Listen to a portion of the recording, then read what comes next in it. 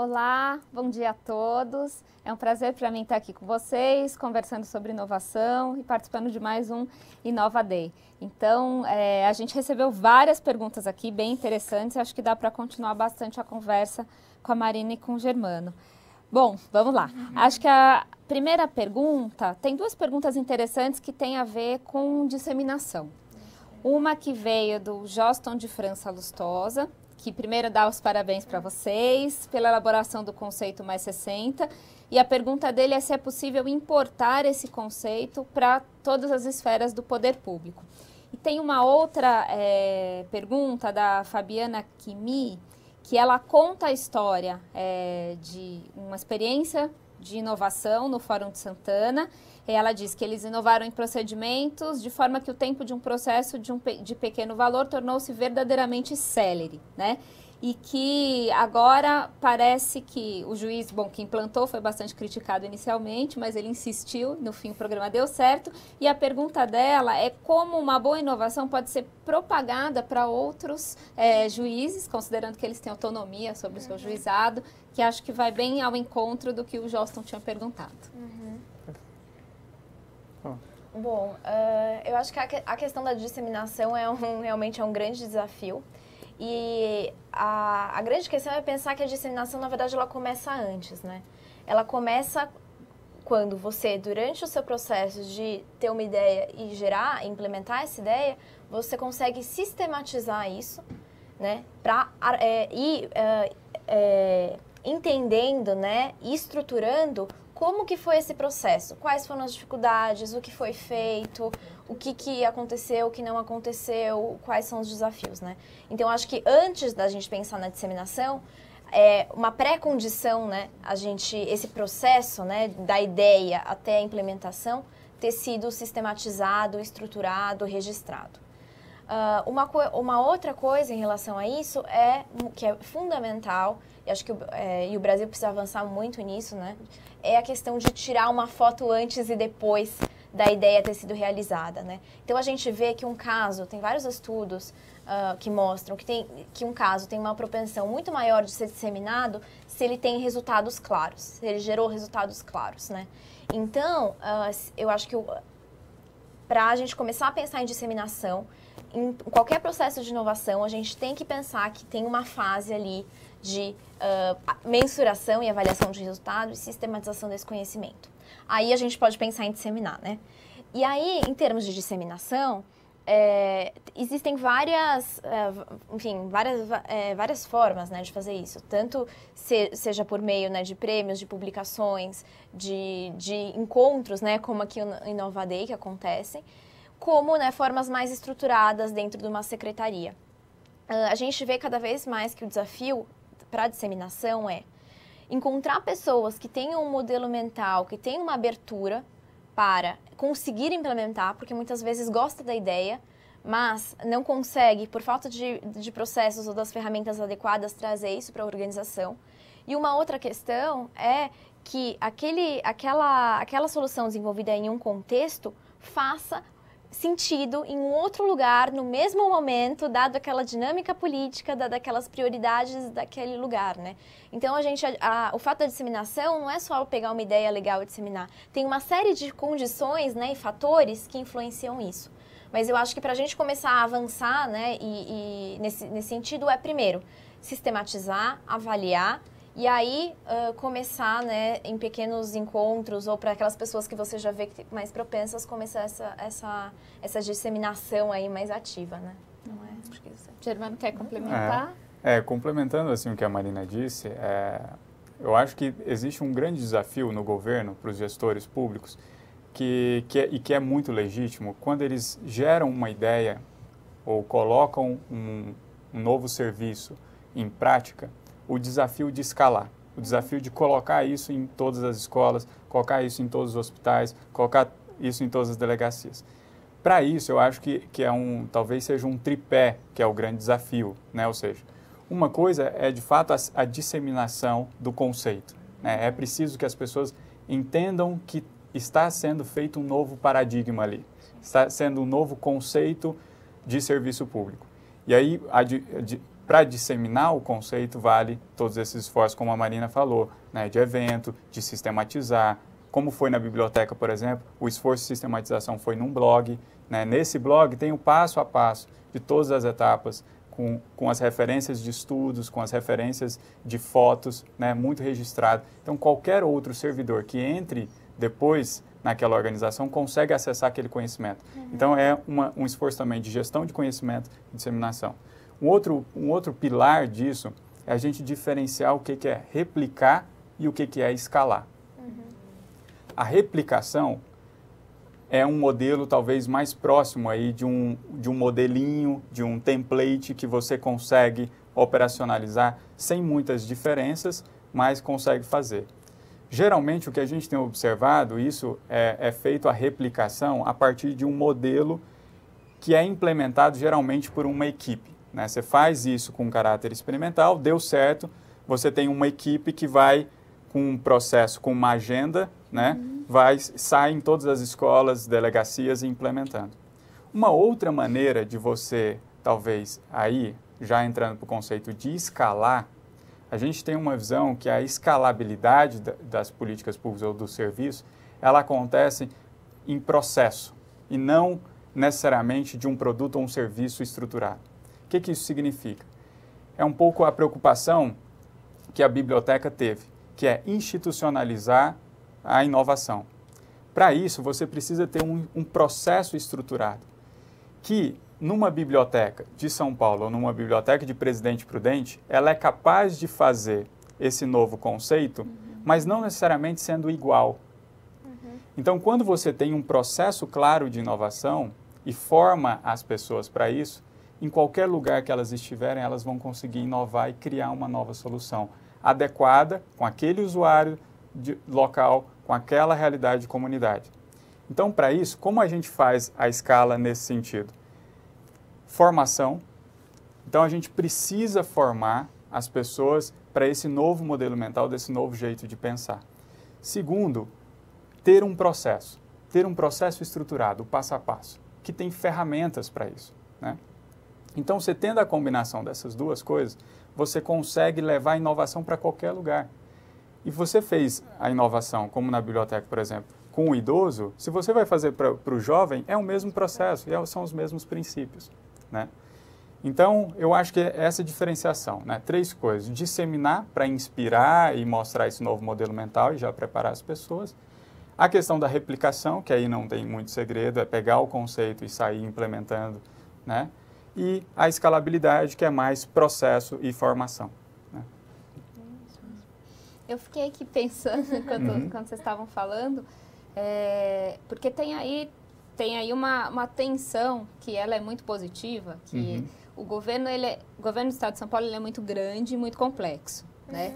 Isso faz com que você tenha muita dificuldade de disseminar, de implantar em todas as escolas, em todas as delegacias, a gente está fazendo esse processo agora com o Detran, né? Perfeito. Então, a gente fez por pilotos, unidades piloto, e isso está sendo replicado para outras unidades.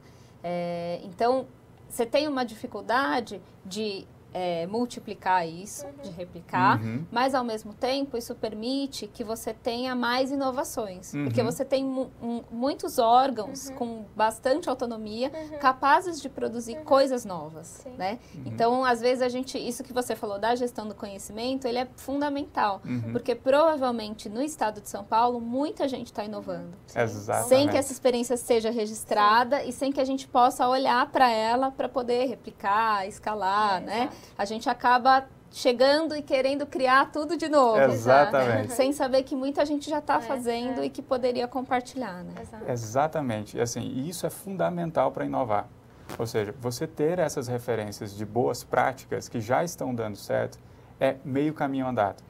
Então, o grande desafio, é o que a gente fala no Telos, é encontrar esses pontos de luz. São pessoas e projetos que estão acontecendo já, só que muitas vezes não estão estruturados ou não estão registrados. E aí, exemplo aqui do Inova Day, é um grande canal para isso, de juntar essas pessoas, e o próprio esforço de você contar a história já é um esforço de registro, né? Então, se você colhe toda essa informação, junta numa base de dados, quando você vai inovar, a primeira coisa que você faz, o que já existe? Então, aquela experiência que aconteceu numa delegacia ou no Detran de São Paulo vai inspirar o Detran de Ribeirão Preto, né? Então, isso é fundamental. Até uma coisa que eu queria dizer que na nossa pesquisa que a gente fez, a gente falou para o Brasil e a gente visitou várias organizações, conversou com muitos gestores públicos aqui no Brasil. E a maioria deles citou que onde eles tiveram a ideia foram em espaços como esse. Então, muitas vezes, era uma pessoa no metrô, mas que pegou uma ideia da área de saúde. Mas esse conceito, essa lógica, ele colocou no metrô. Então, nessa pesquisa ficou muito forte a importância dos espaços de troca. Inclusive, como para você conseguir, muitas vezes, não tem o apoio da liderança. E o que a gente viu muito é a necessidade daí de estratégias para conseguir tornar inevitável que esse projeto não vá para frente. E uma das maneiras é essa criação de rede e essa sustentação, por exemplo, os resultados muito práticos. Então, esses espaços são fundamentais. Muito bom. Falando um pouquinho da pesquisa, que a gente tem algumas perguntas sobre ela, tem do Walter Constantino. A pesquisa realizada por vocês tem dados sobre recursos destinados pelos países à inovação em governo? E uma outra pergunta, acho que também que poderia talvez ser respondida com dados da pesquisa, mas acho que vocês já responderam em grande medida, como tem acontecido a disseminação nos governos que vocês já estudaram. Tá. Bom, essa pesquisa, ela não aborda nesse primeiro relatório em si a questão dos recursos. Foi uma pesquisa exploratória, né? Abriu um campo que merece ser estudado mais a fundo, né? E é o que é um convite até, né, para mais pessoas estudarem esse tema, vocês que vivem isso, né? E a gente também vai aprofundar nessa linha. Mas não está no relatório, mas eu posso dizer um pouco do que a gente viu. O que acontece? Na Europa, aconteceu essa questão muito forte da inovação nos últimos anos, muito devido a essa crise que eles estão vivendo, né? Então, eles precisam de outras formas de, enfim, prover serviço público, porque e tem cada vez menos recurso para isso, né? E a União Europeia começou a destinar, depois de um processo de muita advocacy, de muita defesa da inovação como um processo importante para melhorar serviço público por parte das organizações. Então, o que começou a acontecer? Começaram a surgir organizações, lá na década de 90, né, nos inícios dos anos 2000, muitas organizações trazendo essa bandeira da inovação e as técnicas. Elas começaram a fazer uma série de publicações, de papers, de colocar na mídia, de se reunir com todos os partidos políticos para mostrar que a inovação em serviço público era a maneira deles conseguirem redução de custo e sem alterar a qualidade do serviço público, ou repensar como entregar o serviço público, né? Dado esse movimento que veio da sociedade para dentro do governo, né, foi um movimento de fora para dentro, alguns governos começaram a se mobilizar e perceber que realmente ou eles caminhavam pela inovação ou eles não iam conseguir mudar a situação em várias áreas. E aí os governos começaram a se mobilizar. Então, a gente teve o Tratado de Lisboa, né, lá da Comissão Europeia, que tem como um dos pilares a inovação, que aí começa a destinar, eles criaram um fundo que destina recursos para a inovação em alguns países. E esse recurso é muito importante porque ele permite o piloto, ele permite, às vezes, um teste mais rápido, que pelas condições de licitação, de mil coisas, o governo não conseguiria fazer com a agilidade, né, necessária. Então, isso é uma coisa. Então, a União Europeia, por exemplo, destina recursos para fomentar a inovação. Dentro dos países, o que começou a acontecer? Os primeiros projetos que reafirmaram a inovação como um caminho de melhoria de serviço público foram financiados por fora. Então, por exemplo, no Reino Unido tem a Nesta, que é uma organização muito grande, que tem um fundo, que o dinheiro vem da Loteria Nacional, então é um fundo realmente muito grande. E eles começaram nessas principais áreas para o país, como, por exemplo, hoje os principais desafios do país, que são hoje envelhecimento, emprego para a juventude e economia criativa como uma nova forma de gerar o crescimento do país, eles começaram a criar casos de projetos, financiando projetos em governo. E aí, uma hora que viu que não, faz sentido, o processo é assim, está gerando um resultado tal, eles começaram a auxiliar os governos a criarem esses órgãos, que são os laboratórios de inovação dentro do governo. Então, hoje eles têm esse processo de formação muito estruturado, né? Mas, ainda assim, muitos projetos são que precisam ser mais rápidos para se provar, vendo recurso externo. Mas, sim, esses países têm esses órgãos interministeriais, então, que têm recurso, que têm equipes, que trabalham para todo o governo. Tem uma parte de formação muito importante. E, inclusive, a Inglaterra, eles criaram no parlamento uma comissão só focada em inovação, principalmente em inovação e design para o serviço público. E é uma comissão que é interessante, porque é formada não só por esses órgãos do governo que trabalham com isso, mas convidam organizações e empresas que trabalham com isso para discutir as políticas nacionais de institucionalização da inovação. Então, e inclusive depois a gente vale a pena para vocês checarem esse site da Nesta, porque eles mostram como eles conseguiram provar para o governo que, apesar do governo ter que reduzir custo, o custo de não investir em inovação ia ser muito pior, né? Então, é super interessante esse estudo que eles fizeram, que conta um pouco essa trajetória para mostrar que talvez um pouco de investimento na inovação iria gerar tantas reduções de custos de tantas coisas, que era um passo fundamental a ser dado. Eu acho que assim, acho que o grande aprendizado, né, de toda essa experiência que alguns países já estão avançados nessa questão, é que tem uma questão que é a maturidade do governo, né?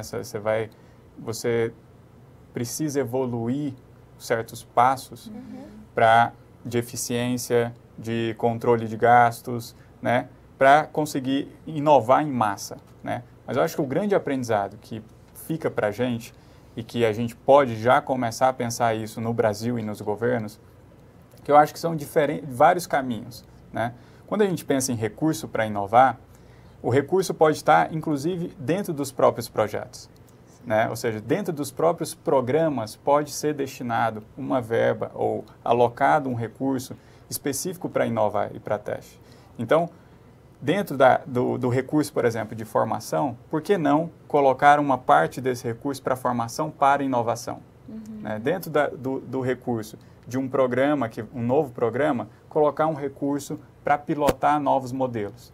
Então, tudo isso são maneiras que a gente pode fomentar.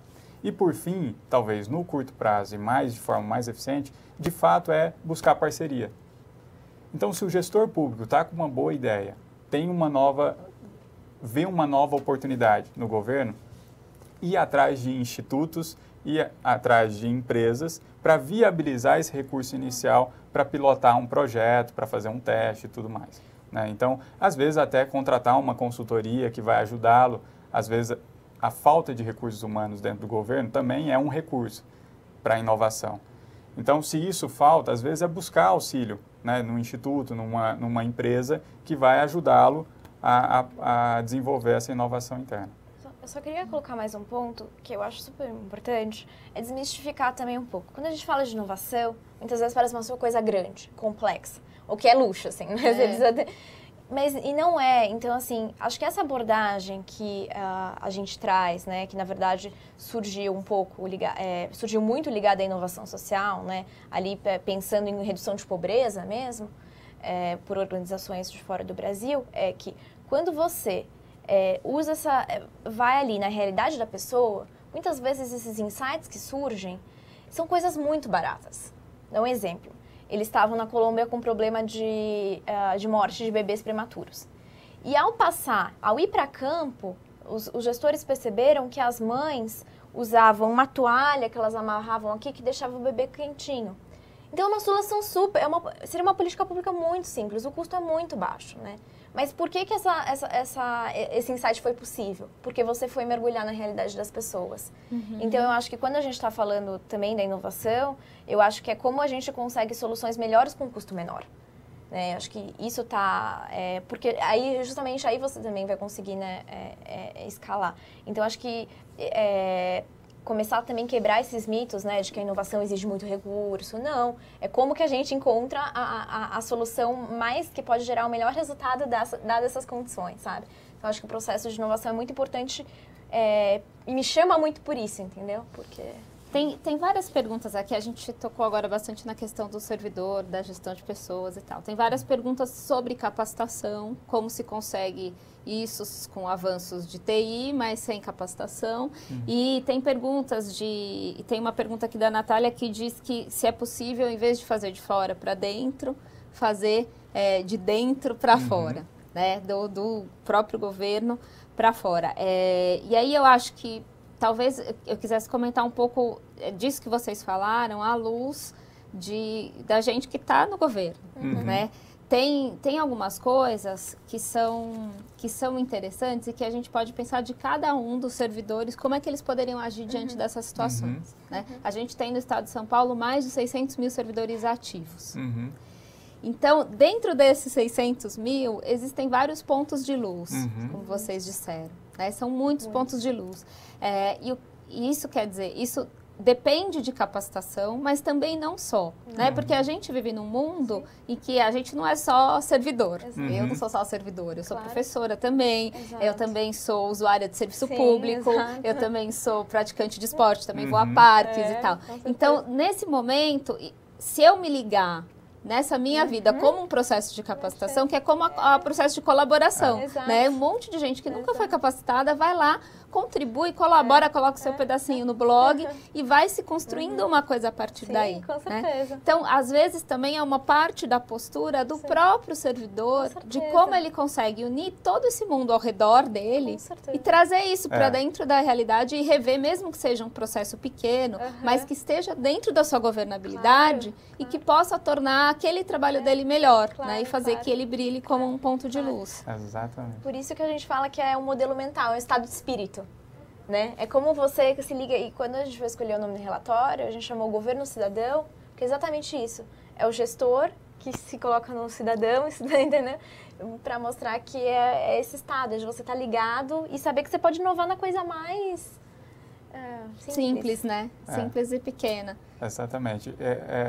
Esse modelo mental é um exercício também, né? Ou seja, existem algumas maneiras de você acessar isso. Como você falou, pode ser dentro do governo, por meio de formações, de uma maneira mais formal, mas também pode ser na sua vida. Para aqueles que têm interesse em ser um inovador, em buscar isso, tem que constantemente se alimentar disso também.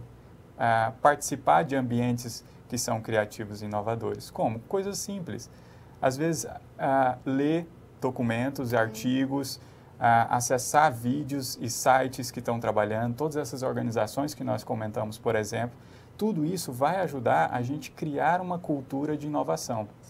E aí a gente vai conseguir acessar uma metodologia, a gente vai conseguir acessar um caso inovador, a gente exercita esse olhar. E aí esse exercício de olhar é muito um olhar apreciativo. É olhar para essas coisas diferentes de uma maneira curiosa. Essa é o que a gente fala da voz da sabedoria no processo de inovação. É ver o diferente como um processo de aprendizado. De falar assim, nossa, que curioso essas mães usarem isso para proteger o bebê. Só esse olhar apreciativo faz com que você exercite, né, vamos dizer assim, a sua musculatura para inovar e que vai criar um modelo mental. E aí, quando você for conversar com outro gestor público que também tem essa preocupação, vocês se identificam. E aí esses pontos de luz começam a se conectar. E a gente vai criando toda uma rede, né, e toda uma cultura para a inovação. Eu acho que, retomando aqui o que a pergunta da Natália, né, que seria possível adaptar este projeto e sondar, dentro das esferas públicas, um meio de melhorar os serviços de dentro para fora, começando pelo funcionário, atendendo suas necessidades e, em seguida, sondar ao público. O que eu fico imaginando é que é possível desde que o servidor público tenha se colocado no lugar do cidadão. Porque enquanto ele estiver só no lugar de servidor público, eu acho que não é possível inovar. Porque a gente fica sentado na mesma cadeira, confortável ou não confortável, né? Mas fica lá e não consegue ver a perspectiva do cidadão. Né? O Estado que não olha para o cidadão, ele não tem chance de inovar. Exato. E de gerar resultados de verdade, né? Então, vou dar eu concordo plenamente e eu acho que nesse sentido, quando eu trabalhei no governo, a gente era comum que assim, a máquina consome, né? O dia a dia consome a gente.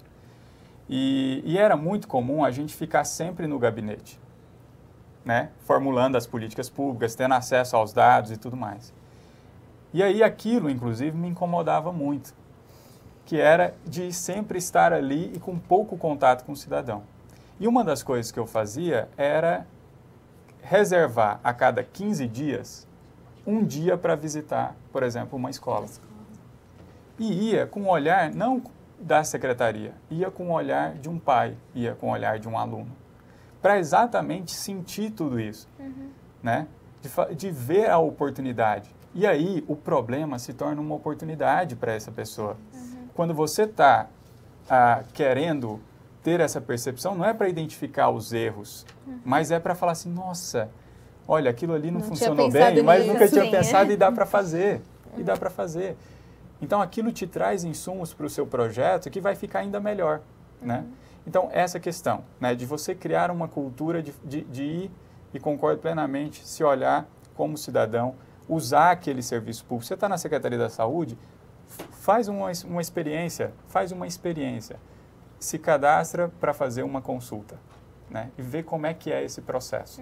Se você trabalha no Poupa Tempo, vai lá tirar um documento. Se você trabalha na Secretaria da Educação, passa pelo processo da matrícula, só para sentir, né? Se é professor, né? Então, assim, isso ajuda. E o outro ponto é criar a cultura interna da organização. Então, dá sim para ser de dentro para fora também. Esses processos são juntos. É de fora para dentro a população falando para o governo inovar e o governo mostrando para a sociedade o que está inovando. E nesse sentido, criar essa cultura interna pode ser com coisas simples também. Como, por exemplo, é muito importante que a gente viu em processos de inovação, duas coisas são fundamentais. Uma é a liderança, né? A liderança está comprometida em fazer diferente.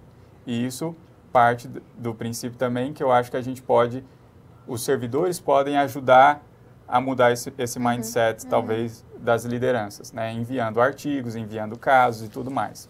Então, essa é uma maneira. Outro ponto, compartilhando sites, né? Outra maneira é a questão de criar ambientes para isso. Então, fazer uma reunião só sobre inovação. Por que não fazer o café da inovação? Né? O cafezinho da inovação. Uma manhã, o café da manhã da inovação. Que se você identifica 2 ou 3 pessoas que pensam do jeito que você pensa, que quer inovar, que quer fazer diferente, que são os pontos de luz, se uma pessoa lidera isso e fala assim, olha, vamos uma vez por mês, a cada 15 dias ou uma vez por semana, fazer o café da manhã da inovação. Você chama, cada um traz um caso inovador de política pública, troca, conversa, o que aquele caso fez de diferente e vai criando essa cultura, né? Isso é um ponto. E outra coisa é a cultura inspiracional. Essa cultura inspiracional precisa existir. Quando eu falava assim, para inovar, um passo anterior é se inspirar. Né? Tudo que a gente vai fazer diferente na nossa vida, reformar nossa casa, comprar um carro, trocar de roupa, qualquer coisa é inspiracional. Se você vai comprar um carro, você visita várias concessionárias. Se você vai reformar a casa, você vai em várias lojas. Cortar Se você o cabelo, vai ver essa revista. Você vai ler a revista. Você vai criar uma política pública, você vai conhecer políticas. Exatamente. Primeira coisa. Fazer o benchmarking, fazer o estudo prévio e que pode ser um benchmarking inspiracional. Exato. Deixa eu ver o que está acontecendo de mais inovador em políticas de tecnologia para a educação. Deixa eu ver o que está acontecendo de mais inovador de atendimento de fila em hospitais. Ou até mesmo está acontecendo dentro da minha secretaria. Exato, exatamente. Então, esse benchmarking ajuda muito a nos inspirar. E aí, a gente começa a ver que fala assim, nossa, dá para fazer. Se tem gente fazendo, dá para fazer. E a gente vai criando essa cultura, portanto, da inovação. Até a Cláudia Costinha, a gente foi na Secretaria Municipal de Educação do Rio, foi um dos lugares que a gente foi, e ela usou um termo que eu achei fantástico, que é planefazer, né? Não esperar ter tudo. Acho que inovar é isso. Assim, é não esperar ter tudo perfeito para começar. Não, você começa e você vai testando, errando, aperfeiçoando, mas tem que começar. Então, acho que o convite é um pouco esse, né? Que todos nós comecemos, sabe? Nós comecemos. Porque... eu acho que muito interessante, a conversa caminhando para um caminho bem legal. E queria dizer que queria parabenizar o pessoal do Inova Day, que eu acho que esse é o café da manhã da inovação do governo, né? Que acontece toda última sexta-feira do mês, e que é onde tem essa troca e permite que a gente faça isso e faça isso com pessoas que estão, inclusive, assistindo a gente pela internet, que é muito legal. Mas que dá para a gente fazer isso também em escala menor, na nossa secretaria, no nosso departamento, no nosso dia a dia. Acho que isso que você falou do experimentar tem talvez a ver com uma pergunta que chegou aqui do Cândido Azeredo, que pergunta: quando falam de inovação, ela é mais incremental ou de ruptura? E também estão falando de implementar uma ou várias soluções inovadoras em uma organização governamental. Tá.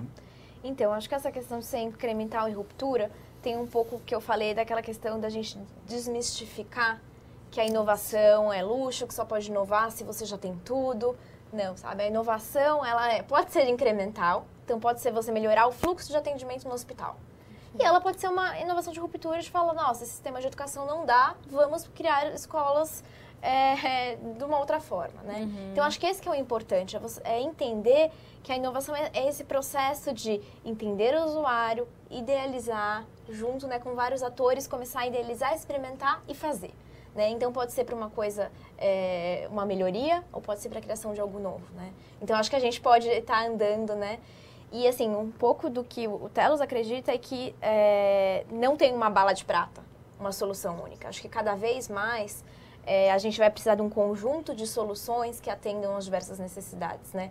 Acho que a gente está caminhando cada vez mais para o mundo do E, integrativo, e não do O, né? Não é uma coisa ou outra. Inclusive porque o que a gente acredita é que a inovação, seja ela incremental ou de ruptura, ela tem que entrar no DNA da organização, né? E no DNA das pessoas. Então, ela pode gerar qualquer coisa. Então, muito mais importante é essa lógica. E essa lógica vai gerar múltiplas soluções, né? Então, assim, ao você refazer esse processo que a gente fez na biblioteca para a juventude, vão gerar múltiplas soluções, né? A gente viu na biblioteca que para atender os diversos pontos que iam fazer toda a diferença para o usuário, era um conjunto diferenciado de soluções, né? Então, acho que cada vez mais como você pensa no sistema, né? Como você tem uma visão mais holística das coisas. Ainda mais porque a gente está, né, num mundo cada vez de problemas muito complexos, em que você não consegue saber a causa e efeito das coisas. E muitas vezes essas causas e efeitos estão totalmente dispersos no tempo. E mais que isso, a gente está num período de transição, né, que o futuro, às vezes é incerto, muitos problemas o mundo nunca enfrentou. Né? A administração pública nunca teve que lidar com a educação, por exemplo, com uma juventude que tem um sistema cognitivo diferente. Então, como você cria uma escola para ela? Então, acho que se a gente não tem essa visão de testar múltiplas coisas, de permitir, né, que muitas coisas surjam e não é uma bala de prata, e a gente trabalha sabendo que a gente pode melhorar ou criar novo, a gente não consegue, né, realmente ir para frente, dado as condições, o momento, o desafio, né? Então, acho que é um pouco nessa linha, né? Eu concordo, assim, e o ponto é a questão da soma de tudo isso. Né? Ou seja, você não precisa esperar que uma hora você vai planejar tudo, vai chegar lá e vai implementar tudo de uma vez. Não. Essas pequenas melhorias, na sua somatória, vai dar uma inovação de ruptura. Então, essa questão também de você olhar para a experiência do usuário, a experiência do cidadão. Quando ele vai para um posto de saúde, qual que é toda a experiência completa dele? Ele acessa o site da Secretaria da Saúde. Existe alguma possibilidade de inovar ali? Existe alguma oportunidade de melhorar alguma coisa ali? Depois que ele faz isso, ele agenda a consulta. Existe alguma oportunidade de inovação ali? Ele faz a consulta com o médico. Quando ele está fazendo a consulta com o médico, é possível inovar alguma coisa? Se você começa a olhar por partes, você começa a conseguir inovar. Se você soma isso daqui no longo prazo, dá uma inovação de ruptura. Né? Então, esse olhar, e qualquer coisa no governo é complexo. Seja pela natureza do que faz, educação, saúde, são desafios complexos, seja pelo tamanho do Estado. Então, comece por partes isole, quanto mais você conseguir isolar essas partes e gerar inovação e soluções criativas, já você consegue ter uma experiência diferente que o cidadão está usando aquele serviço. Então, acho que é um pouco isso. Quando o desafio é muito grande, começa a olhar por partes, né? A complexidade começa a reduzir essa complexidade, que ajuda também a motivar, né? Quando você vai lá, faz, deu certo, uma pequena coisinha, é um que a gente fala kick win, né? Uma vitória, e você fala assim, uau, deu certo, né? Vamos para o próximo. Uau, deu certo, vamos para o próximo. Então, é possível fazer. A gente está inovando na prática, né? Então, sem esperar grandes volumes de recursos, sem esperar grandes aprovações, sem precisar necessariamente ter um decreto, ter uma nova lei, ter uma nova linha no orçamento, esperar o próximo PPA, né? Então, assim, comece com coisas pequenas, né? Comece isolando isso e isso traz motivação, ajuda. Até tem um estudo que usa um termo que eu gosto muito, que ele fala que hoje, né, o brasileiro acredita que a transformação vai acontecer por meio de micro-revoluções. Então, não é uma grande mudança no país. E essas micro-revoluções feitas por heróis reais, que é o que eles chamam. Que são o quê? Os pares. Não é mais um salvador da pátria, um presidente novo que vai resolver os problemas do Brasil, entendeu? Então, acho que esse parte daí, entendeu? Que revoluçãozinha eu vou fazer aqui no meu dia a dia? Na minha vida, na minha maneira de estruturar uma reunião. Começa assim, perfeito, sabe? A gente vê muito que também para os processos de inovação é fundamental, e passa batido muitas vezes, o diálogo. E a capacidade de uma pessoa ouvir a outra. Às vezes suspender o julgamento, a escuta. Né? Se colocar no lugar do outro departamento, do superior, entendeu? Então, acho que isso é uma coisa simples, né? É como você, às vezes, começa uma reunião de uma forma diferente, ou como você, às vezes, ao invés de já criticar outro departamento, não busca entender, né? Então, são pequenas micro-revoluçõezinhas que vão gerar essa transformação do Brasil, né? Com certeza. Então, estão chegando bastante perguntas aqui. Eu acho que tem muitas coisas a ver com o que vocês falaram. Tem uma pergunta do Luciano Modesto, explicando que tem muitos problemas na administração pública e que ele cita um que é na verdade, não é a escolta, palestra, evolução e eficiência utilizada na concepção de uma unidade prisional e no setor de escolta de presos, né? Ele fala que é um sistema complicado, que é um ambiente insalubre que os servidores trabalham e fica desmotivado, sem perspectiva de melhoria, se vislumbra alguma mudança inovadora nesse setor. E a Rosângela fala um pouco por que a gente tem de ressaltar sempre os pontos positivos, que quando a gente conta experiências de inovação parece que tudo deu certo e que por que não divulgar as dificuldades que fazem com que a experiência seja mais verossímil, né? E aí eu fico aqui pensando, esse problema que o Luciano colocou é um problemão, né? Que você acabou de dizer, por que a gente não faz micro-revoluções e coisas pequenas? É claro que para mudar o sistema de escolta, para mudar a humanidade profissional, vai precisar de uma lei, de um decreto. E aí a gente se frustra, porque a gente fica esperando a grande revolução e a gente consegue facilmente transferir a responsabilidade para alguém superior que vai fazer aquilo por nós.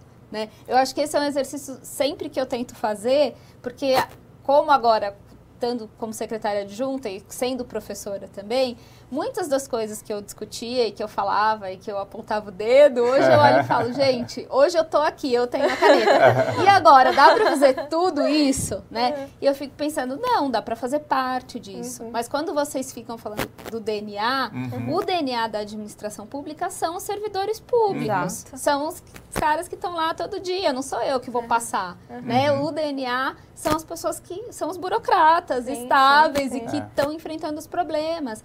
E esse DNA hoje, pelo que eu percebo, é muito resistente à inovação. Porque já faz a mesma coisa há muito tempo. Né? E ser colocado em xeque e ser tirado do seu lugar gera um processo muito complicado. A gente está fazendo agora um curso de capacitação para os GESPOFs, que está baseado nisso, e até que vocês vão participar na oficina de inovação para eles. E é muito interessante que tem muitas reações, porque as pessoas se sentem teve um aluno que virou e falou, olha, eu tô há 30 anos no Estado e isso não é assim.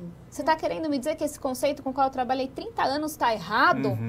E aí a gente disse, sim, a gente está querendo que você reveja esse conceito, né? Então, trabalhar com a inovação durante a capacitação é muito importante, mas ela também mexe com um DNA que foi criado para ter aversão a risco, né? Que foi criado pensando numa coisa que é pensando na estabilidade, controle, né? Pensando no controle, pensando em seguir regras e procedimentos, e que é muito complicado você trabalhar com isso também, né? Mesmo que você dê estímulos. Aí eu fico pensando que talvez a gente valorize tanto as experiências positivas, pensando aqui no que a Rosângela falou, porque é muito difícil motivar, ajudar esses servidores a se motivar. Então parece que a gente fica querendo dizer, olha, dá certo, dá certo, faz um pouco também, né? Se encoraja a inovar porque dá certo, porque a gente pode fazer pequenas coisas, né?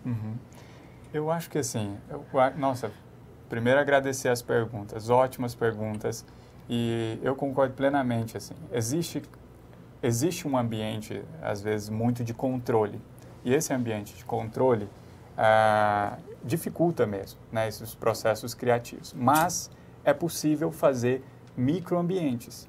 Nesses microambientes, a gente tem que se motivar. Esse processo de motivação é a primeira coisa que eu tinha comentado, de encontrar uma outra pessoa, um par. Se não tem, faça você mesmo pequenas coisas e se motiva com aquilo lá. Sempre faço uma pergunta, por que não dá para fazer? Por que não? Sabe? Teve um caso na secretaria, quando eu trabalhei, que a gente começou de uma inovação numa folha em branco. Exatamente numa reunião com várias pessoas que trabalhavam com aquilo, tudo que a gente colocava era, não dá para fazer por causa do decreto tal. Não dá para fazer porque tem a lei tal. Porque não sei o quê, porque não sei o quê. Calma. Antes de vamos suspender os julgamentos por enquanto e vamos permitir pensar diferente. Esse permitir pensar diferente ajuda nesse processo. E aí, na inovação, não tem certo ou errado. Tem o que dá certo e o que não dá certo. Mas não é certo ou errado. E aí entra a questão da complexidade, é aquilo que a gente falou. De fato, é melhor a gente começar a isolar e ver o que eu posso fazer para que isso daqui seja melhor. E aí, com essa suspensão de julgamento, aliado a uma outra pessoa que tem uma visão semelhante, fazendo coisas pequenas que vão nos motivar, se inspirando em outros lugares, tudo isso contribui. E aí, por fim, a questão do erro. É importantíssimo errar.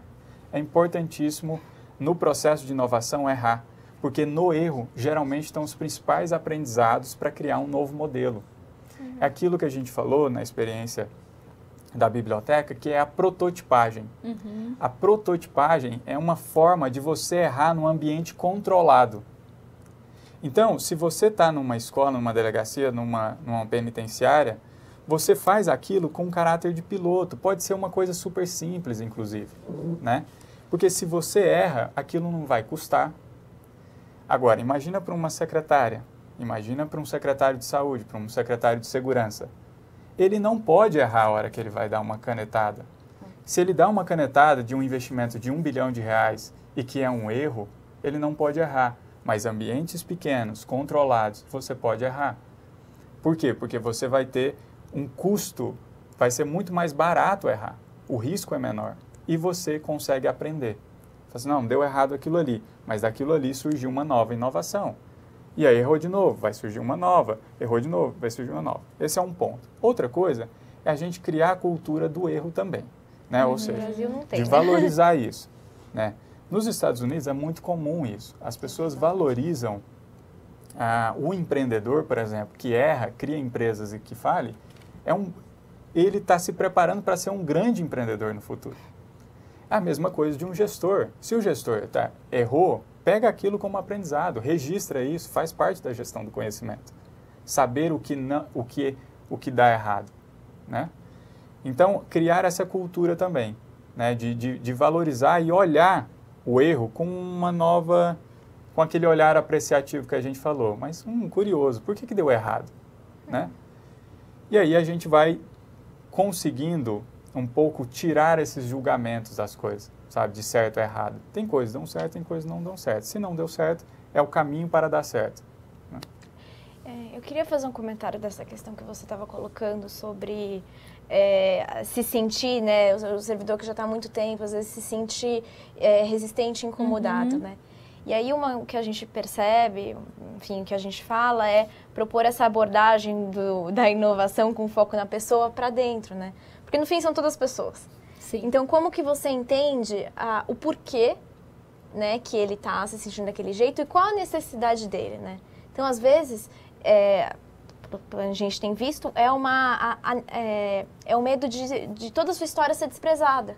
Mas então, como que você trabalha de um jeito que você satisfaz essa necessidade dele de não se sentir que a história está sendo desprezada? Valorize. Então, você traz a história e aí... Então, assim, eu acho que é usar essa mentalidade do design, centrar na pessoa na relação 1 a 1 também, né? Que necessidade não está sendo satisfeita? Então, às vezes, é externalizada de uma maneira, mas o que está na raiz, né? Então, acho que é uma forma de começar a conseguir quebrar um pouco, né? Essas resistências. Eu acho que uma coisa que sempre, qualquer assunto que a gente discute, a gente chega à conclusão que é muito, muito fundamental é a gestão de pessoas na administração pública. Em qualquer organização, mas na administração pública. E aí a gente percebe que é difícil o gestor se sentir gestor de pessoas, né? Eu sou um chefe, mas eu sou um chefe que tem que entregar tais coisas, que tem que fazer tais tarefas, mas eu não sou um chefe que tem que gerenciar pessoas, né? E ainda mais num contexto que muitas vezes a gente não escolhe as pessoas com quem a gente trabalha, porque elas são selecionadas por um concurso público completamente impessoal e que você tem de trabalhar com aquelas pessoas. Então é muito importante você fazer isso que você está dizendo, né? Perceber o talento de cada um, conseguir valorizar e quebrar as resistências, ganhando aquele servidor para o projeto. Então, acho que a gestão de pessoas e a gestão de conhecimento são fundamentais. Com certeza. Chegaram aqui mais algumas perguntas. A Helena está dizendo... Helena Aquino está parabenizando o Inova Day e está dizendo que a palestra está muito bacana, que é muito enriquecedor, que deseja muito sucesso para vocês. Obrigada. E dizendo que, bom, existe um descontentamento clássico dos servidores, acho que é muito do que a Marina falou agora, e que não encontram respaldo para suas ideias de inovação. E de decepção se tornam apáticos e desmotivados. Como mudar essa realidade, considerando que estes servidores têm disponível grande número de treinamentos e capacitações? Alguns têm, né? É bem desigual isso no Estado.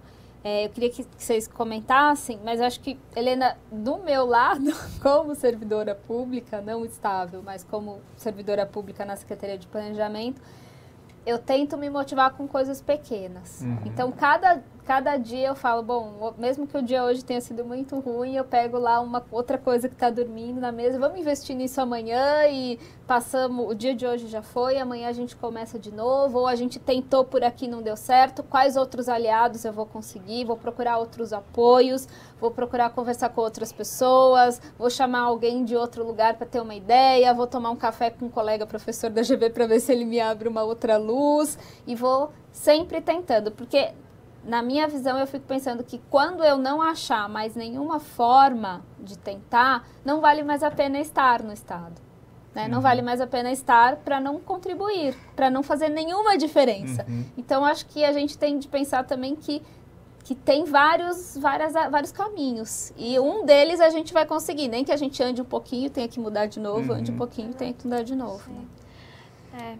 Nesse sentido, eu acho importante aquilo que o Germano tinha comentado, que é essa formação de comunidade, sabe? De uma rede de pessoas que, muitas vezes, de alguns gestores que a gente convidou, são de secretarias diferentes. Mas aquela rede que quando um está desmotivado, vai desmotivar, sabe? Acho que a gente até mesmo vê pela nossa trajetória. A gente sair de uma faculdade, resolver dedicar a vida a contribuir com o governo, também a gente se sentia sozinho muitas vezes, né? Numa faculdade que as pessoas vão, às vezes, para o mercado financeiro, né? Então, assim, mas a gente acho que conseguiu, né, criar uma comunidade de pessoas que se apoiam e estamos juntos construindo esse sonho, sabe? Eu acho que é um pouco isso, né? Acho que você viveu isso na Secretaria de Educação. Como que você forma essa comunidade que vai, né, te dar esse senso de estar junto e para frente. Acho que olhar o que está sendo feito fora e no Brasil mesmo ajuda. Então, acho que tem que, enfim, ir encontrando as maneiras de cada um, né, de se manter aceso, né? Eu acho que tem essa questão da cultura, né? E a cultura está muito baseada em princípios, né? Princípios e valores. Não é diferente. Para criar uma cultura de inovação, você precisa ter princípios e valores de inovação. E esses princípios e valores de inovação envolvem um pouco isso que a gente falou, do olhar apreciativo, né? Com um olhar diferente, suspender o julgamento, né? Imaginar. Essa é uma das coisas que, quando eu trabalhei no governo, eu fazia muito um exercício da gente, vamos imaginar o ideal, não custa nada, né? Vamos imaginar o que pode ser feito, porque a partir daí pode nos dar pistas. Outra coisa, essa rede de pessoas é fundamental, porque um motiva o outro. Todo mundo tem boas semanas, más semanas. Enquanto um está numa má semana, o outro está na boa semana. E um ajuda o outro. Outra coisa é ler e se informar sobre esses assuntos. É ter referência. E nesse sentido, o Telos também está trabalhando um pouco para ser um canal para disseminar isso. Então, no nosso portal, existem diversos casos que ajudam nesse sentido, que mostram alguns casos que estão acontecendo de inovação.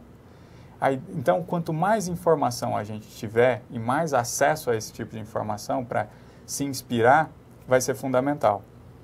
E outro ponto é a questão de dar espaço. Dar espaço. Então, o dia a dia consome muito a gente, né? Então, será que eu posso criar, por exemplo, o Inova Day? Eu sempre participar do Inova Day. Será que dá para eu ter na reunião um espaço para a gente falar de coisas inovadoras, criativas que estão surgindo no mundo? Como é que eu crio esse espaço dentro das organizações? Né? Então, isso é fundamental. E assim você vai criando os princípios e a cultura de inovação onde você está. Né? Então, agora, é difícil mesmo, né? Tem que ser persistente. O que eu falo que trabalhar no governo tem que ser persistente, tem que ser resiliente, né? Porque muita coisa pode dar errado ou não vai para frente, mas tem que ser resiliente, tem que estar ali, né? E tem que ter uma capacidade de automotivação. E essa capacidade de automotivação, eu acho que está linkado a esses canais que você cria ao longo da história, né? É isso. E também acho que a gente viu em alguns casos, contar um caso que a gente viu nessa pesquisa, que foi de um servidor aqui de uma penitenciária de Sorocaba, o Hudson, que ele não tinha apoio da liderança para fazer nada. E ele foi criando todas as estratégias por fora, até que um dia um secretário de uma outra secretaria chegou para o secretário dele e falou: nossa, quem é aquele cara? Ele é super inovador, ele já fez isso, ganhou o prêmio tal. O secretário, nossa, eu tenho essa pessoa dentro da minha secretaria. Então, assim, é um exemplo de como também, às vezes, pensar não só do seu desafio, mas assim, quais redes eu preciso construir para tornar isso possível? Isso. Fazer um mapeamento político, um mapeamento de recursos, quais minhas bases de poder, quais as forças, qual o momento, com quem eu tenho que falar. Então, assim, é passar, eu acho que é desenvolver também essas competências, que é pensar aí na estratégia, né? Que não é só no como fazer. E eu acho que aí isso começa a ajudar a também enxergar os melhores caminhos. Porque eu acho que, às vezes, se a gente não investe um tempo pensando e sabendo muito bem como fazer cada movimento, às vezes um projeto vai por água abaixo, né? Sim, então tem estratégia, né? Como né, pensar também essa caminhada, né? Como ter estratégia. Você me lembra de uma história, o meu marido fez doutorado sobre mobilidade urbana e a pessoa que ele estudou era um cara que fez Gandhi's Reports na Inglaterra. E ele fez um report bem revolucionário na época dele e ele era funcionário do Serviço Público Britânico, trabalhava no Ministério de Transportes. e um burocrata como muitos de nós, né? E aí um secretário leu o report e falou, não, vamos chamar essa pessoa aqui para prestar uma consultoria. E foi aí que ele descobriu que o cara era funcionário dele, né? E que estava lá trabalhando e que ele não sabia, não mobilizava a competência daquela pessoa que trabalhava para ele. Aqui é uma pergunta que chegou logo no começo e que a gente acabou não comentando, acho que resgatando ela. Pelo que pude entender, é do Júlio Honório dos Santos. Em relação ao tema tratado nas telas apresentadas, poderíamos considerar o Poupa Tempo como um grande exemplo de inovação que deu certo? Que a gente pode comentar sobre o Poupa Tempo hoje? Acho que é o que ele foi, tem um significado, e hoje o que ele é, né? Quer dizer, como é que a gente também poderia continuar inovando nesse processo aí? Eu acho que assim, o Poupa Tempo, na época que ele foi criado, ele foi uma inovação de cultura, né? É como você tira a lógica de segmentar vários serviços e coloca junto. Foi um conceito, né? Uma inovação conceitual, organizacional, né? Muito forte, assim.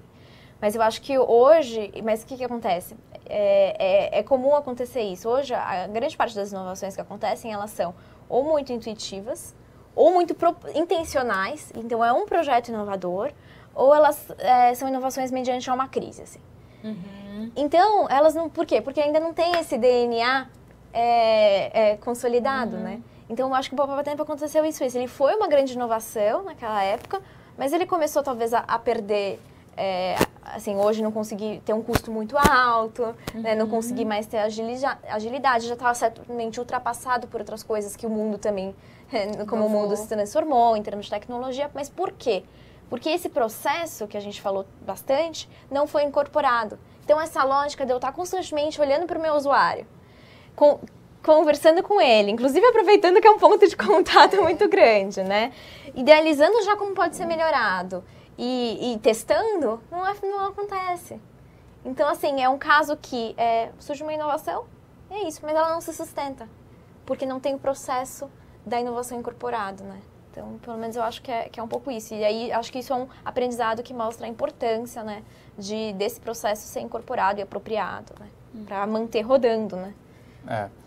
Tem que institucionalizar, né? Tem que institucionalizar a inovação. E essa institucionalização tem alguns caminhos para isso, né? Um é a questão de você, dentro da organização, criar essa cultura de inovação, que é aquilo que a gente falou. Tem que estar atento para isso, né? Porque senão, são pessoas, as pessoas que vão inovar. E se você tem pessoas e mantém essa cultura de inovação, vão surgir novas ideias que vão sobrepor, que vão melhorar e que vai ter um processo contínuo. Outra coisa é você ter uma estrutura que permita isso também, né? Ou seja um lugar onde você tem um escritório de projetos ou um laboratório de novas iniciativas que consiga fazer isso, seja dedicando orçamento para isso, né? Cada vez mais você ter a cultura de alocar um certo recurso no seu planejamento para que possa ser investido em inovação. Isso é fundamental, senão não vai perpetuar, né? Senão não vai ter sustentabilidade no longo prazo. E por fim, tem uma questão que eu acho que, assim, o Poupa Tempo, quando ele foi criado, ele é o exemplo clássico que foi pensado no cidadão, né? Ou seja, como que você... para o usuário que vai retirar um documento ou fazer qualquer coisa ali, ele possa, inclusive as necessidades do cidadão muda. Então, constantemente, a gente precisa olhar para o usuário. Exato. O que naquela época, o Poupa Tempo que foi criado, atendeu uma necessidade perfeita daquele usuário, esse usuário continuamente muda as suas necessidades. Tem novas necessidades ou necessidades mais profundas. Então, como é que a sua organização vai constantemente olhar para esse usuário e captar essas novas necessidades e se adaptar? Então, talvez isso seja um ponto, ou seja, olhar qual que é a necessidade desse novo cidadão, né, depois de 10, 15 anos de projeto. Eu acho que um jeito interessante que foi proposto num paper do Centro de Política de Harvard, até para quem quiser procurar, o nome do paper é The Public Innovator Playbook. É um paper que fala o seguinte: ele coloca, né, o ciclo da inovação em 4 fases. Então, a criação da ideia, a seleção da ideia, a sua implementação e a disseminação. E ele mapeia todas as ferramentas para usar em cada uma dessas 4 fases. Por quê? Começa daí, né? Às vezes você pode ter, vamos supor, lá no Poupatempo, muitas sugestões de melhoria. Mas para onde vão essas ideias? O que acontece com elas? Então, se você não tem esses processos claros para cada uma dessas fases, da geração de ideias, até a seleção da ideia, análise da viabilidade dela, até ela implementar, até para disseminação, perde, né? O caminho fica no meio. Então, o que eles viram? Que a maioria das organizações para na fase de geração de ideias. Então, tem muitas ideias, mas elas não vão para frente. Por quê? Porque não sabe o que fazer com elas. Ou não sabe quais os caminhos, ou não sabe daí quais os critérios de seleção, ou elas não estão alinhadas com os objetivos da secretaria, por exemplo, porque os objetivos não estão claros para os servidores.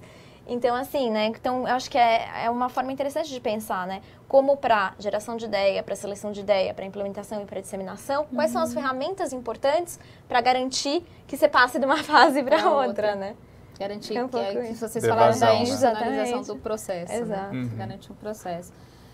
Chegaram aqui mais 2 perguntas. Uma delas do Marcelo Lemos Corrêa, muito interessante essa pergunta.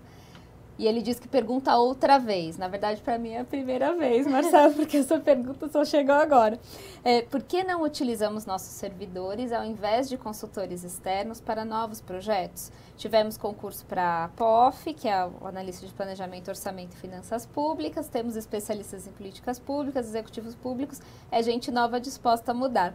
Olha, eu acho que, Marcelo, a gente tem que chamar gente de fora sempre para nos ajudar. Não quer dizer que não tem disputa. O serviço público tem tanta coisa para fazer, tem tanto trabalho que não tem escassez de desafios. É sempre muito legal trabalhar com gente de fora, seja da academia, seja consultor, porque agrega. Para mim é sempre uma oportunidade de aprender. Então acho que a gente tem de ver como soma e não como disputa. Eu acho que todo mundo junto, contribuindo para a mesma coisa. Eu não consigo ver aí uma escassez, eu não consigo ver uma disputa, porque tem muito problema para resolver. E acho que para mim é muito legal contar com ajuda, assim como está sendo muito legal hoje esse debate, essa conversa com o Germano e com a Marina, porque eu vou levar daqui muita coisa. E se eu puder um dia contar com a consultoria deles num trabalho no governo, vai ser também muito legal, porque a gente vai conseguir construir conhecimento junto. Mas aí eu acho que tem de chamar os funcionários para participar. Então, vem uma consultoria, mas vem vocês também, porque aí a gente constrói uma coisa junto, né? E sempre 2 cabeças pensam melhor do que uma sozinha, né? Eu acho que é a questão do né? Ou seja, é a questão do cada vez mais acompanhando os desafios públicos e sociais no mundo, cada vez mais os desafios são complexos. Existe uma relação de interdependência muito forte. Então, como é que a gente começa a operar também, né, dessa maneira, com As parcerias são sempre positivas. Por quê? Porque traz uma nova perspectiva, né? É o que a gente fala da beleza do processo de cocriação. Quando a gente fez, por exemplo, o projeto na Biblioteca de São Paulo, a gente fez exatamente isso. Quando nós entramos, existia um time do Telos, mas existia também um time da biblioteca, né? Foi feito um grupo de 5 pessoas que eram atendentes, né, que tinha exatamente esse papel de incorporar tudo isso e liderar lá dentro. E nós tínhamos o papel de trazer outros elementos, uma nova perspectiva, uma perspectiva diferente. E outra coisa é envolver o maior número de atores da comunidade ou da sociedade que estão ligados àquele tema ou àquele local. Por quê? Porque traz uma perspectiva diferente. Trabalhar com a complexidade faz com que a gente tenha olhares diferentes e consiga, inclusive, diminuir os ruídos e os atritos. Quando uma pessoa fala que está tendo uma opinião sobre aquilo, qual que é a opinião do outro lado? Né? Se aquela pessoa consegue comunicar e consegue ser incorporada aquela perspectiva no projeto, o projeto é mais completo, o projeto é mais rico, o projeto é melhor. Então, eu acho que a pergunta é como é que a gente cada vez mais opera no né? Opera no em todos os sentidos, né? Então, criar algo com o cidadão, né? Juntando o governo e o cidadão. Né? Então, essa eu acho que é uma combinação que a gente também tem que praticar. A gente só vai conseguir fazer isso praticando. Então, e tem tudo a ver com o mundo que a gente está vivendo, né? Eu acho que o governo só vai se distanciar mais e mais e mais desse mundo se ele continuar fechado. Na verdade, a gente está vivendo num mundo da colaboração. né? Então, assim, como que, né, a gente quebra um pouco essas fronteiras, e é setor privado, ONGs, movimentos sociais, governo cooperando e colaborando entre si, né? O fim é o mesmo, né? Todo mundo quer viver bem, todo mundo quer ser feliz, né? Então, acho que assim, é como que a gente também não fica... Porque senão fica uma estrutura rígida com uma sociedade que é dinâmica e aí não encaixa, né? Acho que é um pouco isso também. Você comentou, por exemplo, de duas cabeças pensam melhor que uma, né? É exatamente isso, ou seja, a riqueza da inteligência coletiva que você consegue quando trabalha em rede e quando trabalha com várias pessoas é impressionante. E um ponto que é o desafio futuro, é a questão do Open Innovation, né? Ou a inovação aberta. Essa inovação aberta tem uma oportunidade riquíssima graças à tecnologia e à internet. Então, por exemplo, alguns países estão desenvolvendo o Open Innovation, onde quando o governo tem um desafio público, convida os cidadãos a contribuírem numa plataforma de internet com ideias e sugestões. Então, se você tem uma capacidade de consultar milhares de pessoas sobre ideias e soluções criativas para resolver um problema, imagina que riqueza não é esse projeto. O que estaria em apenas um gabinete com 2 ou 3 assessores formulando uma política pública, agora pode contar com milhares de cidadãos criando e ajudando. Inclusive cidadãos que utilizam aquele serviço e que têm uma nova perspectiva. Então, esse é o futuro. Esse é o futuro de cada vez mais a gente trazer as pessoas para contribuir. E esse trazer as pessoas hoje é muito viável a partir da tecnologia. Né? E até um exemplo que já acontece aqui no estado de São Paulo e muito pouca gente conhece é o metrô. O metrô, há uns anos atrás, teve uma crise muito séria financeira, né? E aí eles falaram, bom, a gente precisa desenvolver uma série de sistemas, mas a gente não tem dinheiro aqui. Então eles recorreram a uma rede de programadores... freelancers, assim, que construíram um super sistema nessa base de uma plataforma de colaboração. E hoje eles continuam, ao invés de contratar uma empresa fornecedora, eles recorrem, até já fizeram um teste de comparar, por exemplo, ter um problema em algum sistema, pedir uma ajuda para uma empresa formal e para essa rede. Essa rede, assim, responde em 2 horas, tem a solução pronta. Legal. E é formada por pesquisadores, cientistas, programadores, né? E inclusive, agora, né, nesse processo de dados abertos, de disponibilizar dados, o que acontece? Muitos cidadãos estão criando aplicativos, né, para o metrô, que superam os que o metrô cria. Então, assim, muitas vezes eles falam, nossa, a gente chama as pessoas para vir aqui. Porque como assim? O cara pensou numa coisa muito melhor que a gente. Então, como, né, você abre essas portas, né? Tem aqui mais uma última pergunta da Evelyn. Ela está dando parabéns aos palestrantes e ela queria saber se houve alguma resistência por parte da população em torno das inovações na biblioteca, pensando que o ser humano é resistente a mudanças, né? E como é que isso foi trabalhado com os usuários? Isso é muito interessante, assim, que esse é um dos benefícios de fazer processos de cocriação. Por quê? Porque ao mesmo tempo que você é parte do problema, você é parte da solução. Então, se você participa do processo desde o entendimento e da observação e da criação, você faz parte daquilo. Então, essa foi uma preocupação nossa de entender quais eram as principais pessoas para a implementação daquele projeto. E aí envolvia os diretores, envolviam as lideranças, envolvia os funcionários da ponta, envolvia o cidadão, envolvia os fornecedores, todos. Quando eles começam a fazer um processo de vivência, quando você vive esse processo, você consegue acessar as outras perspectivas. Então, qualquer diferença que exista de opiniões, de conceitos, isso é resolvido ao longo do processo. Você não precisa esperar até o final do projeto e comunicar para as pessoas, tchanã, aqui está a solução. A chance disso, de você ter uma resistência em relação a isso, é altíssima, porque as pessoas não fizeram, as pessoas não fazem parte daquilo. Isso é muito comum, né? Ou seja, as secretarias desenvolvem e depois comunicam os professores, desenvolvem e comunicam o sindicato.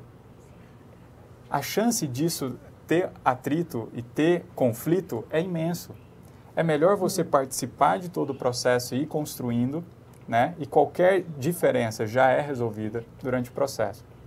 E outro ponto é a questão nós não tivemos muita resistência. Claro, no início tem um pouco para você mostrar esse novo conceito, esse novo modelo mental, mas é um processo de amolecimento que a gente fala, né? Que é um processo de trabalho, que é aquela de preparação para entrar no processo de inovação, que aí envolve escuta, envolve empatia, envolve diálogo, são exercícios importantes para criar um que a gente chama de container preparado para entrar no processo de inovação.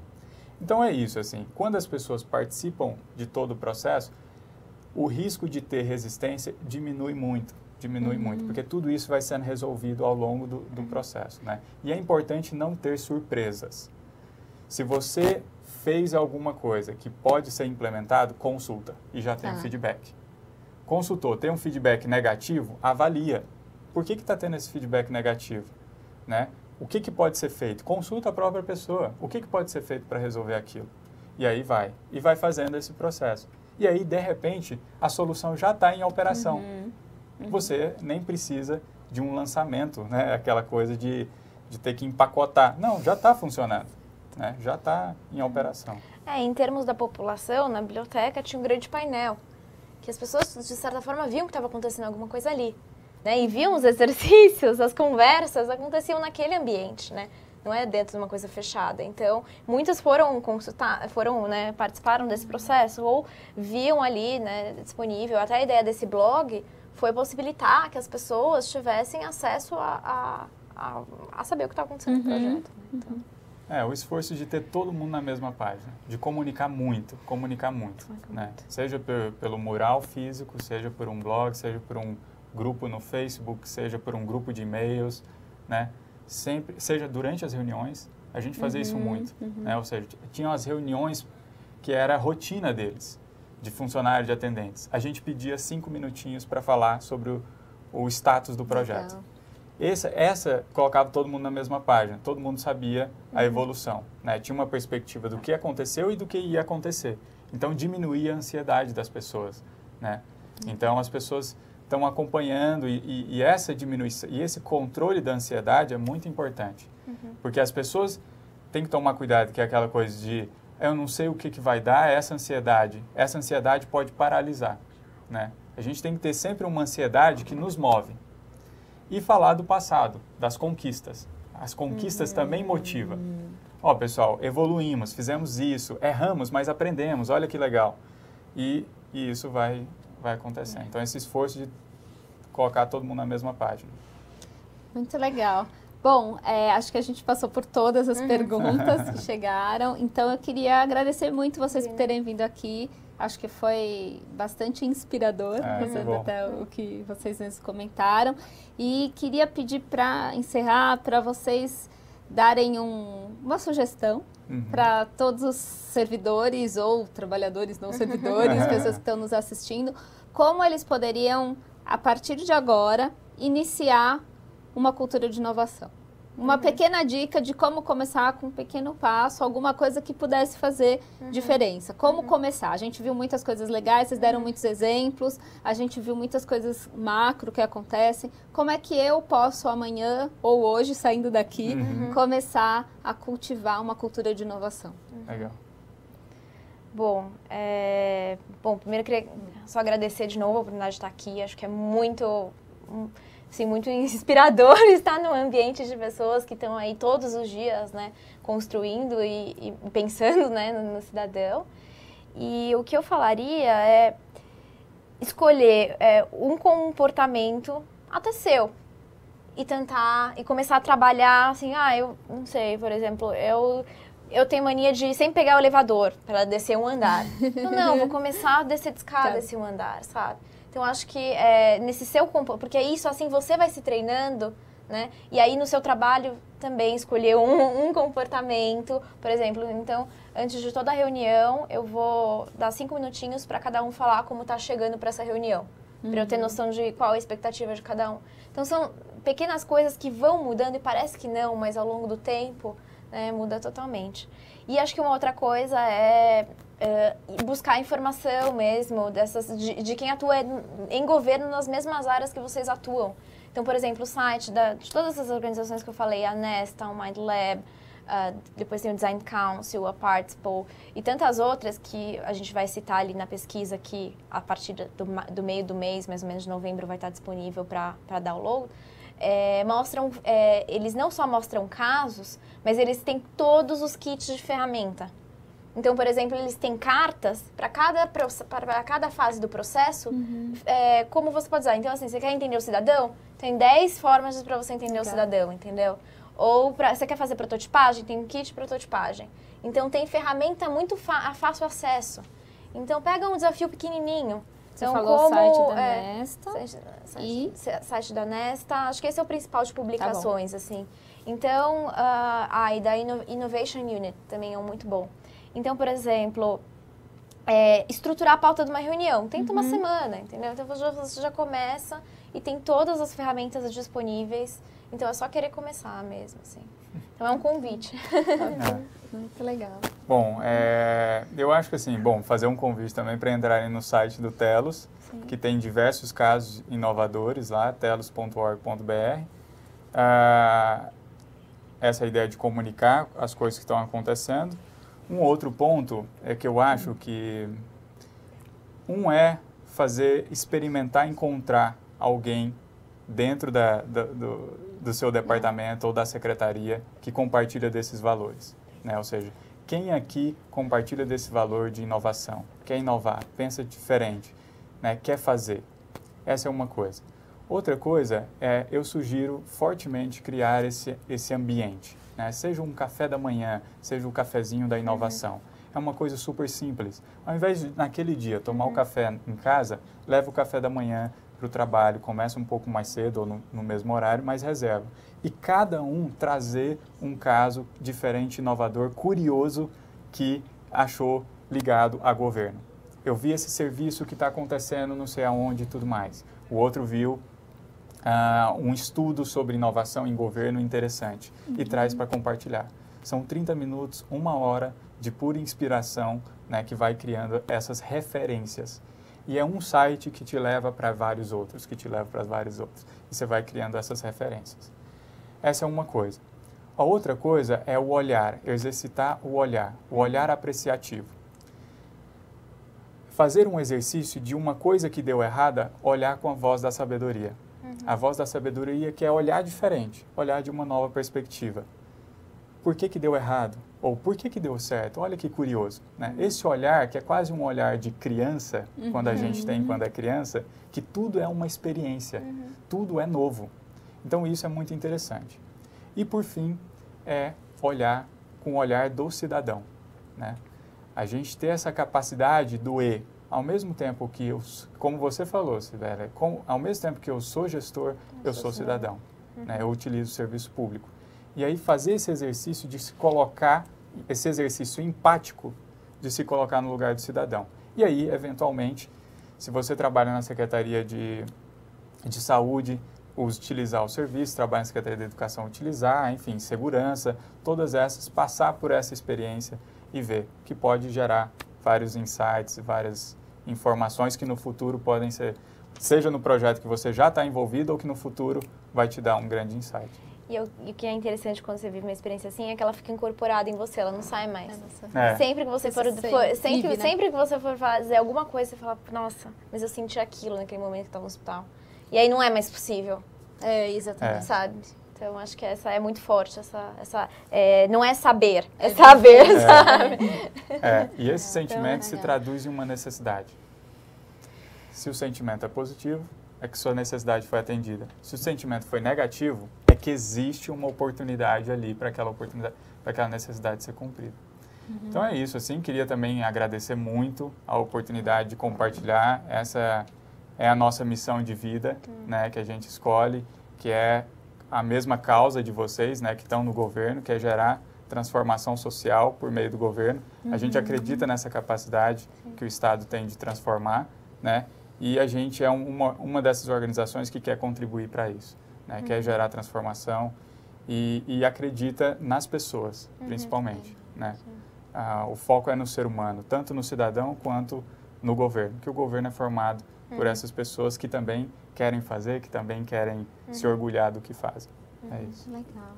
Bom, Queria agradecer muito a presença de vocês. Eu fiquei me lembrando agora que há 2 anos atrás, quase 3 anos atrás, o Pepe, que trabalha aqui na equipe, que constrói o Inova Day, me chamou para falar no Inova Day. E eu não trabalhava em governo, não pensava em trabalhar em governo, mas já dava aula e me dedicava à administração pública e à discussão desses temas, né?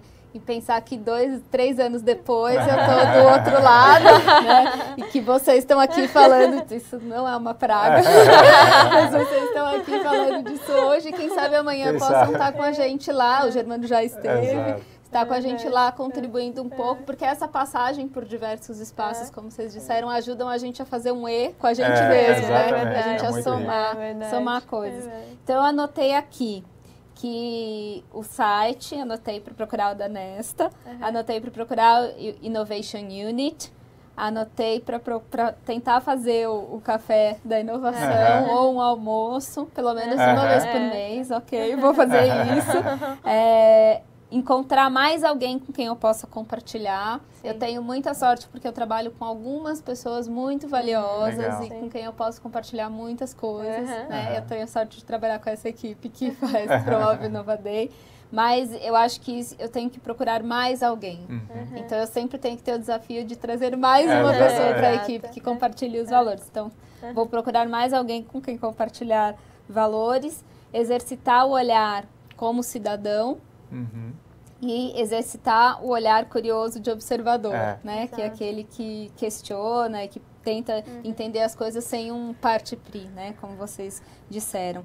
E também reservar 5 minutos do meu dia, 5 a 10 minutos, para entrar em alguns sites e ver o que está acontecendo por aí. Entrar no site da Telos, entrar nesses sites de inovação, entrar em sites de outras políticas públicas, de outros governos, que vê o que eles estão fazendo para ter esses insights. E a última também anotei a ideia da reunião, de perguntar como as pessoas estão se sentindo. Ai, que medo.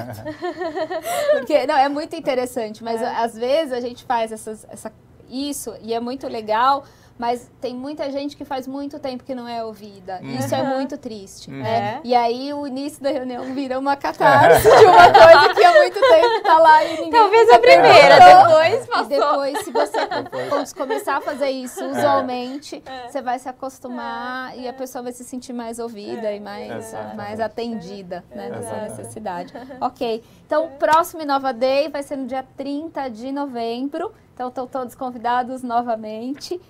Queria muito agradecer, então, ao Telos, dizer para vocês entrarem no site do telos.org.br com 2 L's, né? Isso, Telos.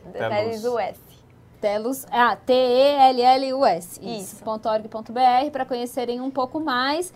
E espero vê-los como pontos de luz aí no estado, encontrá-los em algum compartilhamento de uma experiência inovadora. Então, acho que é isso. Muito obrigada. Obrigado. Tchau.